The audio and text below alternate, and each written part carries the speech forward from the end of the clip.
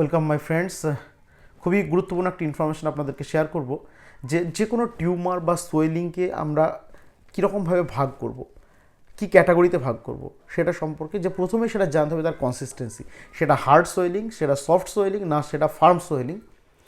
তো এবং তারপরে জানতে হবে, তারপরে যে জিনিসটা জানার প্রয়োজন যে সোয়েলিং বা টিউমারটা সেটা হচ্ছে কি ফিক্সড না সেটা মুভেবল, এক জায়গা থেকে সরে সরে যাচ্ছে। তো এই জিনিসটা পুরো ডিটেলসে আমি একটা ছোট্ট ভিডিও করে মাত্র 3 মিনিটের মধ্যে কিন্তু আপনার পোস্ট করছি। তো সেটা আপনারা দেখেন পুরো ডিটেলসে, আমি সুন্দরভাবে বোঝানোর চেষ্টা করছি।